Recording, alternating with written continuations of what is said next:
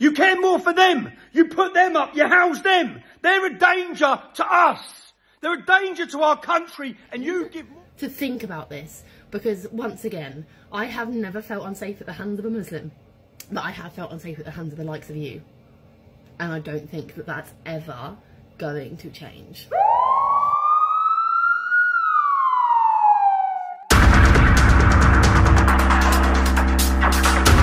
Dunia baru saja dikejutkan dengan kerusuhan berbau SARA yang melanda Inggris baru-baru ini.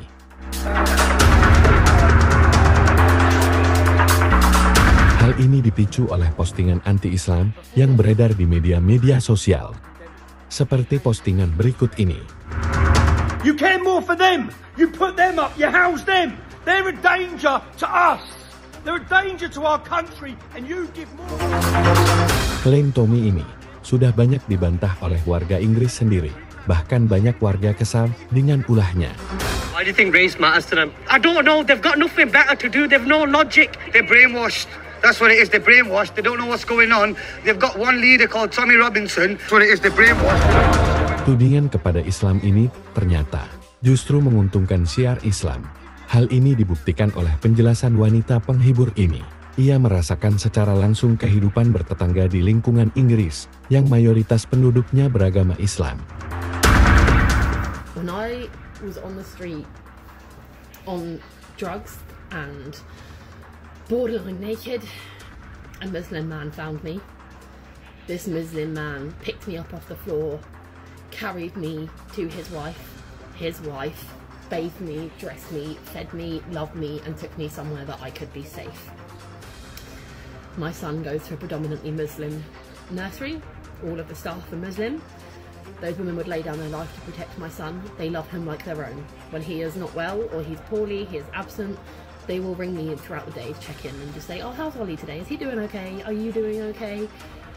When I lost my baby, those women held my hand, stroked my hair, and cried with me on the middle of that nursery floor when I couldn't hold it together anymore. When I couldn't feed my child, and I broke down to a taxi driver because I realised I didn't have the fare because I was late to his nursery, and realised I didn't have the fare. Not only did he take me in his taxi, the very next day, his wife and himself came at the pickup time, waited opposite the road, and presented me with bags of food and clothes and toys, and drove me all the way home with said clothes and food and toys for my son.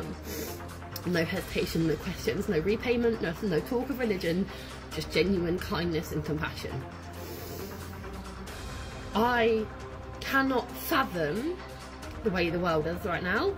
I cannot fathom the audacity to say that Muslims are not making our country safe, when it was a Muslim woman that found me after a horrific almost sexual assault, and she held my hand and stroked my hair and wiped my tears and walked me to the train station and sat with me and waited for my train and walked me home, not saying a word. She just held my hand the entire time until I was home safe behind my door. She kissed my forehead, and that was that.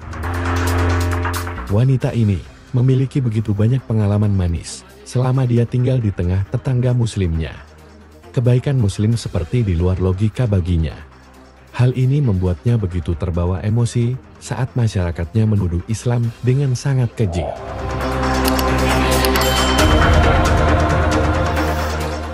When I was in hospital, the kindest nurse I had was a Muslim nurse, and when I injured myself so severely that I required serious immediate hospital attention, she picked me up and ran me to the A&E herself. It's the way the hospital is designed. It's not like it's miles, but it's besides the point. And she stayed beyond her shift for 16 hours to hold my hand because I didn't trust anyone else in that ward, and she stayed with me despite nearly falling asleep in her chair until I was tucked up safely back in my bed. And do you know how I fell asleep? I fell asleep with her stroking my hair and singing me lullabies, and I have never in my life felt so safe or so warm. Muslims are not making this country unsafe. Muslims are wonderful and kind and dignified and compassionate and generous, and they are the pillars of so many communities. In the town that I live in, it is the Muslim community that hand out coats to anyone who needs them, no questions asked. You walk in, you take a coat, you walk out, no question, no judgment. It is the same people that you can walk in and pick up a bag of food off the floor, no question, no judgment. They will not ask anything, they will not say anything, they will simply smile and offer you a warm meal. It is those same people that when I lived in the hostels, every Friday they would appear, fresh fruit. It's incredible quality, fresh fruit, fresh vegetables, bottled water, soap, toiletries, clothes, anything you could think of, they provided it for us. And not once did it come with a Quran or an invitation to mosque. It came with kindness, compassion, dignity, love and warmth that some of us had never experienced. When my son goes to nursery, those women treat him like their own flesh and blood. They love on him, they care for him, they protect him, and they would lay down their life for him. My Muslim neighbour in a previous property was the first person to stand between me and the blows raining down on me. He stood there and took everyone while his wife was calling the police and standing in between him and me. Those same men that claim to defend our country and want the best for our country, those sweet old men in their bomber jackets and their punk and their Union Jacks, and I know that's a bit of a generalisation, but if they can do it, so can I. Okay, it is those men that had me locked in a cubicle at my own place of work at a pub on 3 PM on a Wednesday afternoon because I was so mentally sick of having my bum pinched and my hips touched and my face stroked and strange compliments. And can you get that back at Chris down there? Can you just get that glass, just that specific one right there, so I'd have to bend over? Okay, it is those very same men that would leer at me and constantly remark that they knew where I lived because they walked me home previously. They walked me home under the pretense of safety and protection, and 2 weeks later it was, oh, I'll just come home with you, shall I? Oh, let me in for a quick drink, let's have a nightcap, babe, I'll cuddle you to sleep. It was those same men that made me feel unsafe. Okay, it is the same men that punch their girlfriend and wives every night that are a large chunk of people that are going out there and protesting to keep their children safe. Okay, do you know what makes me feel safe? The man that held my hand and walked me to the police station. Do you know who makes me feel safe? The nurse. Yeah, the same nurse that I just talked about. The women at my child's nursery that love him like their own and cry at the summer holidays knowing they're not going to see him for 6 weeks. They make me feel safe. In my town, Muslims are the pillar of my community. They feed us, they love us, they care for us, they protect us, they show up for us. They are loud and proud and vocal about how much they love this town and how much they're proud to be here. They take pleasure in supporting the community, even those that go against everything their religion stands for. They are the same people that sit with the prostitutes and the sex workers and the drug addicts and hold their hands and feed them and care for them and love them and show them empathy and compassion that not even our paid services can.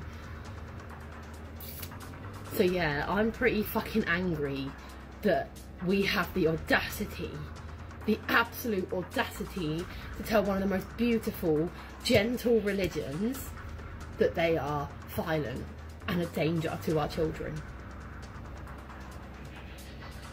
I'm pretty angry. And I think the thing that upsets me the most is that some of you clearly haven't read the Quran. Some of you clearly haven't, and I would strongly implore you to go and read it.